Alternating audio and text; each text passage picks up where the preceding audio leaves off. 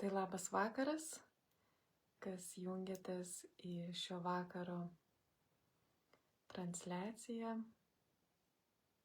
kuri šiuo metu vyksta per 2 kanalus, per mano asmeninį Facebooko puslapį ir Širdies erdvės puslapyje irgi yra įjungta ši transliacija, nes kartais būna, kad arba jeigu internetas sustreikuoja, arba dar kažkas, tai bent jau viena kažkuri transliacija išlieka. Dėl to ir aišku, daugiau žmonių pasiekia tokiu būdu. Dėl to mėgstu įsijungti per 2 vietas, na, o paskui šitą video įkelsiu ir į savo YouTube kanalą ir ten jau bus galima žiūrėti patogiu metu, jau nebepakartojama, o visą laidą, kaip jau gausis ir tiek kartų, kiek norėsis išgirsti. Tai va, tai galvojau, apie ką šį vakarą pakalbėti ir esu ir iš anksčiau gavusi vienos ištikimos žiūrovės klausimą apie sapnus, apie tai, ką jie neša.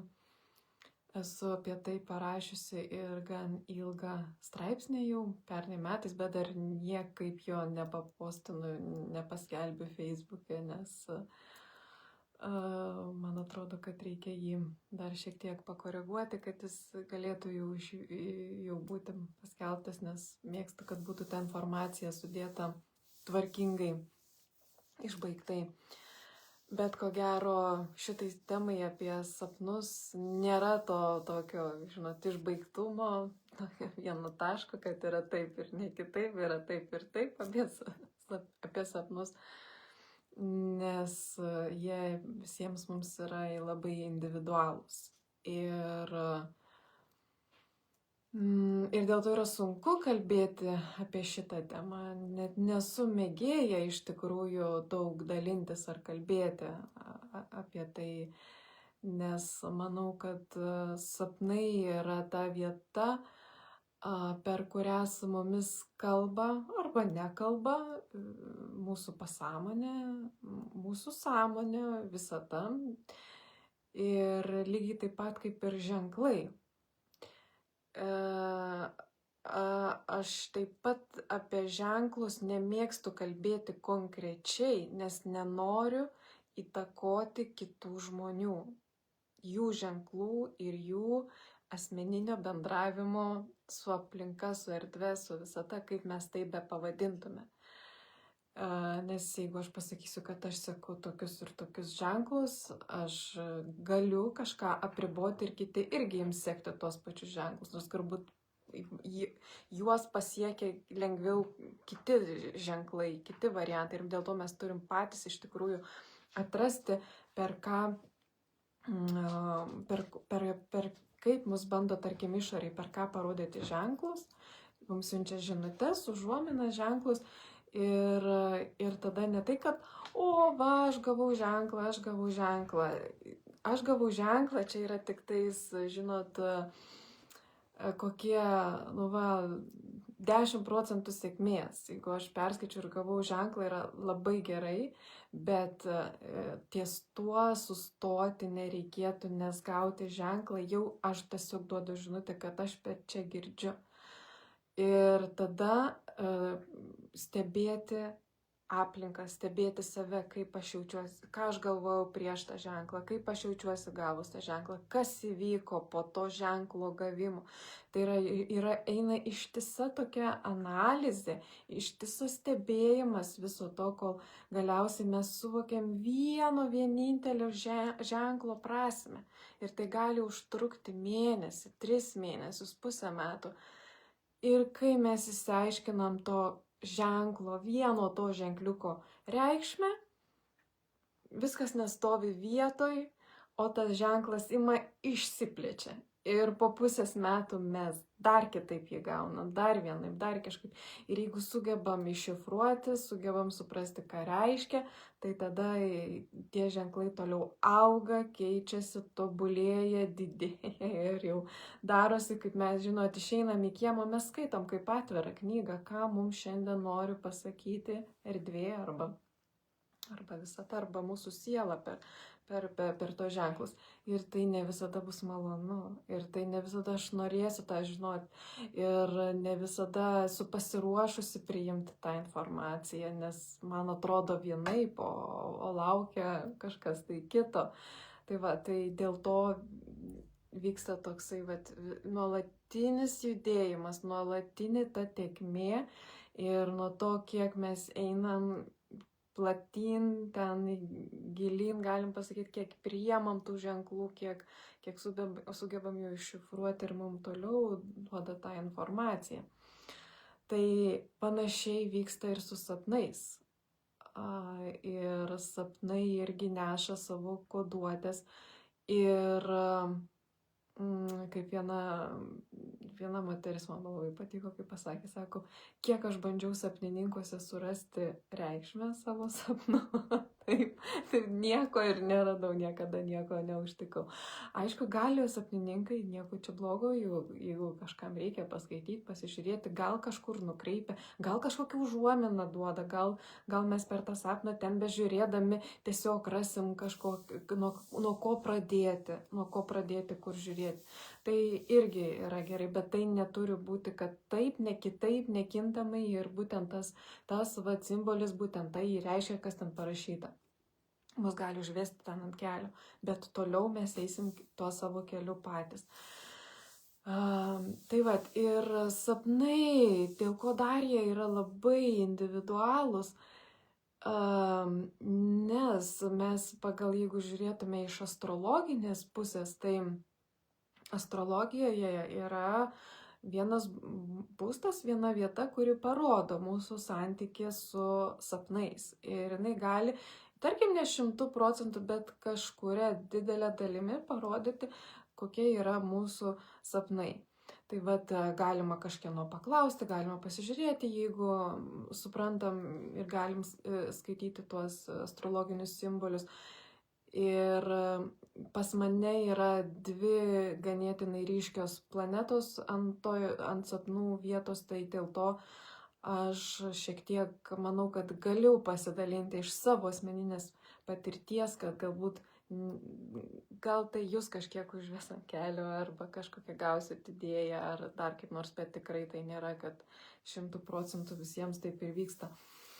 Tai va, nes pas mano sapnai jie yra visada ryškus, dažniausiai būna ryškus, jie būna labai aktyvus, labai daug veiksmo, aš galiu atsikėlus pasakoti 3 skirtingus sapnus su ten begalė veiksmo, kas vyko, ir ten tokie kriminalai ir dramos nelabai, bet labiau tokie, žinot, bėgti, reikia išspręsti užduotį, reikia surasti išėjimą, arba nerandu išėjimo, ir įvairiausi siužetai nuo iki vyksta. Ne visada, ne kas naktį. Bet jie vyksta. Ir kodėl dar panorau pasidalinti šitą temą, dėl to, kad daugeliu žmonių pastaruoju metu, ypatingai nuo pernai metų lapkričio iki dabar, galėjo suaktyvėti ir sustiprėti sapnai, jų matymai, emocijos ypatingai tose sapnuose. Tai man atrodo, gal dabar ir netgi prasminga apie tai pakalbėti, nes šitas metas yra ganėtinai stiprus. Mačiau, kad kai kurie žmonės klausė, sako, aš labai irgi daug sapnuoju ir jaučiuosi išsekusi, kai ryte atsikeliu. Tai žinokit, tas išsekimas, jisai ne 100%, ne visų 100% yra priklauso nuo sapno. Taip, yra tų tokių emocinių iš mūsų, yra kažkokia neišspręsta emocija, baimė, pyktis, agresija. Ir jinai persiduoda į mūsų sapną. Arba atvirkščiai, iš sapno agresija persiduoda į mūsų gyvenimą. Kaip ir be pažiūrėsim, bet esmė ta, kad tai yra spręstina vieta. Ir tada taip žmogus yra linkęs sapnuoti košmarus, neišspręsta tą situaciją, neįveikta tą baimę ir jam tai vis primena pasąmonę. Tai čia yra vienas dalykas. Ir tada jisai jaučiasi, žinoma, kad jausis nepavargęs, neišsimiegojęs, atsikėlęs ryte. Bet yra ir dar kita pusė, kad šiuo metu yra gan labai aktyvi Saulės, labai didelis aktyvumas, gal pastebėjo daug, kas gal domitės geomagnetinių audrų ir tos geomagnetinės audros sukelia geomagnetinės bangas mūsų Žemėje, tie dažniai keičiasi ir šiuos pastaruosius 6 mėnesius labai jinai aktyvi, mokslininkai skaičiuoja rekordinius dienų skaičius, kiek jų tas aktyvumas, kad jisai tiesiog nesiliauja. Tai jeigu Saulės aktyvumas yra didelis, mes tai jaučiam per tas bangas. Ir mes galim jausti ir kūne kažkokius pojūčius ir tiesiog, kas jautresni žmonės net tos energijos srautus gali jausti arba kūną kažkuriuose vietose įtampos iššaukti. Tai jeigu dienos metu mes tai jaučiam, tas pats vyksta ir naktį. Ir mes jaučiam tos srautus ir dėl to yra sunku miegoti, dėl to sunku yra gerai jaustis atsikėlus ryte ir tas taip pat iššaukia sapnus. Ir jeigu ten buvo tiesiog tasai toksai aktyvumo pilnas sapnas, tai jis dar galėjo būti ir dėl to, kad tiesiog eina tos geomagnetinės audros ir jos sukelia tokias pasekmes tiems sapnams.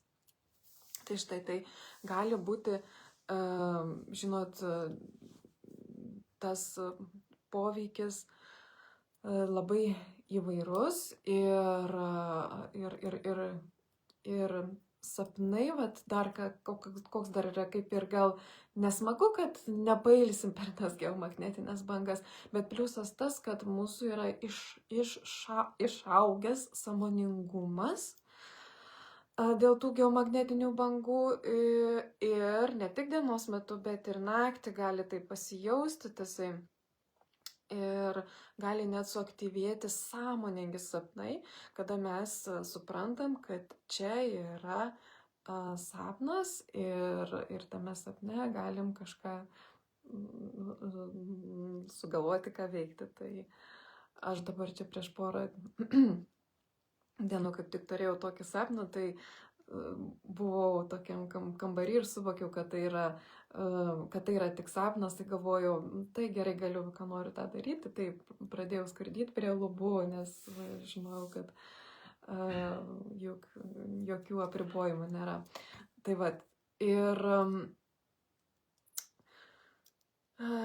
ir žinot, kai mes bendradarbiaujam su tais sapnais, kokia geriausia iš tikrųjų puikiausia yra dalis tame, kad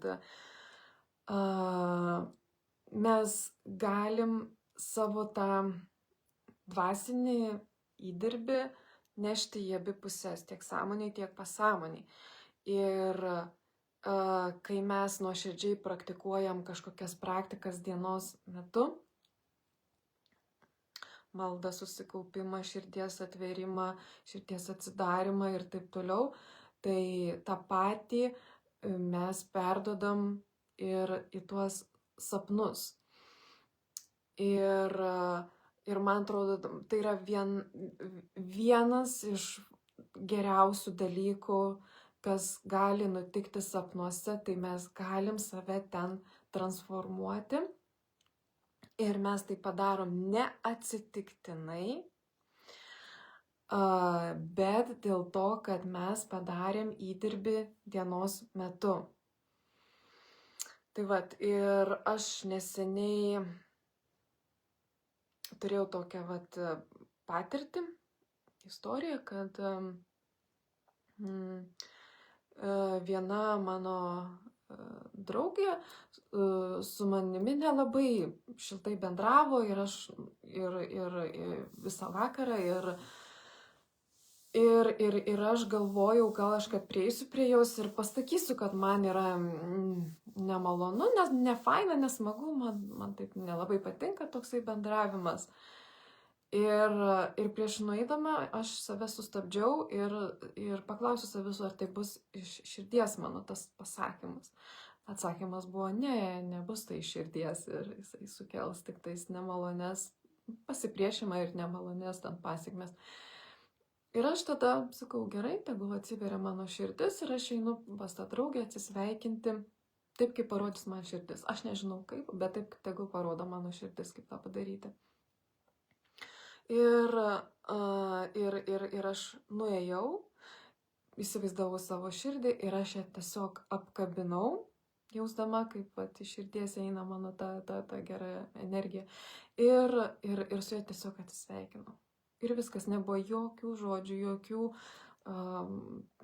aiškinimus ar kalbos, bet tiesiog vat, padariau tai iš širdies.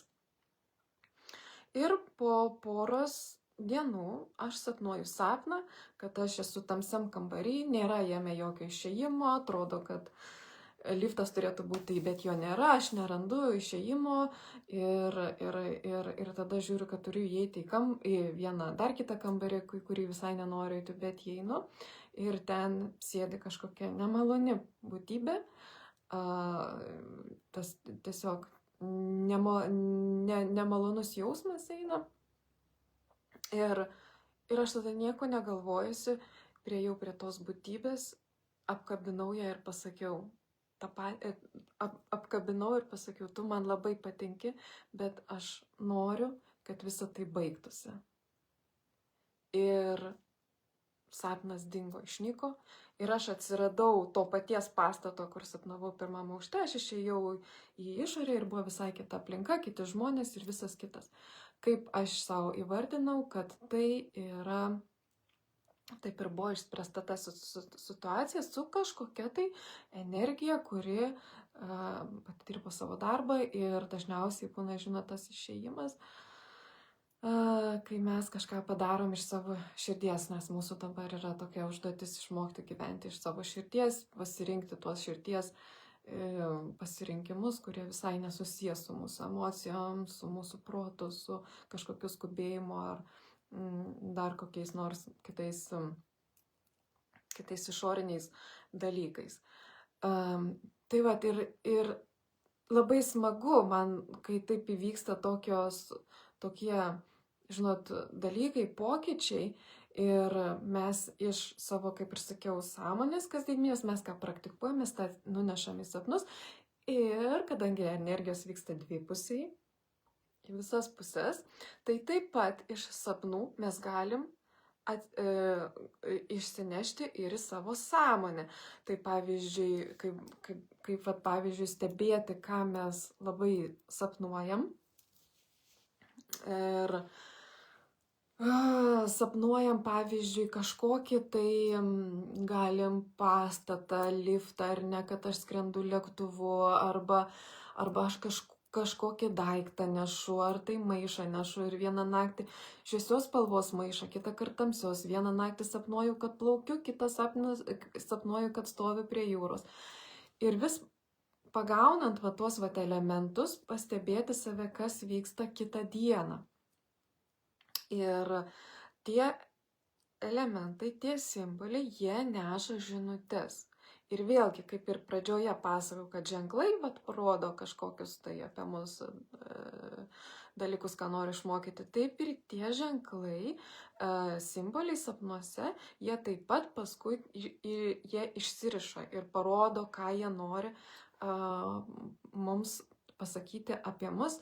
Ir ne per seniausiai aš netgi atradau, kad man sapne parodė, kur mano kūne buvo įtampa ir aš niekada jos ten neieškau, nepastebėjau, kad ten gali būti, bet tiesiog per sapno detalės man vienas sapnas pradėjo kartotis ir aš paskui atsekiau ir atradau ir labai tuo džiaugiausi, nes, žinot, paskui, kai atrandi tą įtampą, tada kūnas gali atsipalaiduoti, nes mes per ten, tarkim, kažkur esam kažką sukaupę ir ten užsislėpusi kažkokia tai energija ir įtampa. Tai va, o kai žinom, tada mes ją atpalaiduojam, išsimasažuojam, taip toliau ir paleidinėjam. Ir taip ir tikrai yra buvę ir tokių variantų, kad aš ir anksčiau bandydavau daug kartų, prieš daug metų, visą laiką būdavo, kad užsirašau sapnus, galvoju, dabar užsirašinėsiu, bet aš vis pastebėdavau, kad juose labai daug mano emocijų. Ir ką aš pasidalinsiu vėliau Facebooko poste daugiau, kad iš tikrųjų kai kurie sapnai, jie netgi dažniausiai iš viso mūsų tik emocijas rodo, labai paviršių. Ta paviršių ir kartais mes per daug ten apie tai galvojam, gal sureikšminam, o ten būna tiesiog mūsų vakarykštės dienos emocijos sudėtos į sapną. Ir irgi, žinot, reikia kaip atsifiltruoti, surasti, nuimti tas dulkes, kur tos dulkės, tos emocijos, kurios iš vakar dienos persikelia į sapną ir tiesiog tas susimakalavo protas su pasąmonė ir turėjo žinutę ir turėjo ką pasąmonė medžiagos iš kur prikurti tą sapną. Tai ir tai būna ir reikia tenais atrinkti visą tai. Tai aš būdavau, kad net ir numesdavau užsirašinėti tos sapnus ir galvodavau, vis tiek jie rodo man tą visą nesąmonę. Paskui vėl atsiprašiau sapnų, vėl grįžau, vėl aš taip ganėtinai sakau, tai nėra tas sritis, su kuria labai ypatingai daug dirbau, bet dabar jau kaip ir gavau iš viršaus, iš aukščiau žinutę prašymą, kad, sako, ar galėtum, būk gera, manęs gražiai paprašė mano globėjai, kad dabar atkreipčiau dėmesį, nes kaip ir sakiau, dabar toks metas, kai eina tos žinutės ir transformacijos, kiti dalykai per sapnus ir kartais lengviau jiem prisibelsti iki mūsų per ten. Ir vieną, kaip turėjau ten vieną tą tokį transformacinį sapną ir kaip jų įveikiu, aš galvojau, dabar aš jau, kaip aš laukiu nakties, kaip aš esu sapnuose, aš čia kokį pokytį, kaip padariau, kaip aš čia nužengiau su tais sapnais, dabar jau šiąnakt po tos transformacijos, kaip aš miegosiu ir kaip sapnuosiu, kaip kažkur jau ten atsidursiu. Na ir susapnuoju visišką vėl nesąmonę, mano akimis nesąmonę, nesusipratimą, vėl ten bėgu, lėkiu, vėl ten kažkas tokio vyksta ir aš buvau vėl nusiminiau, kad nieko man čia neveikia, numečiau aš visą tą rašymą vėl, galvojau, nieko aš vėl neberašysiu. Ir manęs tada jau gavau tą prašymą, kad galbūt gera, bent dar šiandien, sako, užrašyk tą sapną. Tuo tiksliau ten buvo gal 3 sapnai. Duok dar vieną tą pabandymą, tą šansą. Ir kai jau taip ryškiai paprašo, tai jau sunku pasielgti kitaip ir aš tada vėl šiaip netaip įverčiau save užrašyti tos visus sapnus, kuriuos mačiau. Nenorom, paskui prabėgo ta diena ir vakare atsiverčiau tą savo knygelę ir perskaičiau tuos sapnus ir tie visi 3 sapnai pamačiau, kad atitiko mano visą dieną. Visos dienos įvykius, seka ir kas juose įvyko, tik tais per simboliką. Per simboliką, kurią reikėjo surišti, bet tai buvo jau pakankamai aišku. Tai kai aš perėjau transformaciją per sapną, jinai ne tai, kad mane kažkur kažką pakėlė, aš ten pradėjau sapnuoti, ar ne, ten ką nors, ten labai šviesiai, gražiai, labai nuostabiai, princesiškai, ar ne, bet man po tos transformacijos man dar paaštrėjo tų sapnų detalės ir jų reikšmės. Man prasivalė dar vienas sluoksnis, per kurį dabar gali dar daugiau ateiti informacijos ir tiesiog perduoti žinutes apie mane pačią. Nes kas mums svarbiausia, man, jums, tai yra mūsų pačių ta vidinė kelionė ir kaip tą vidinę kelionę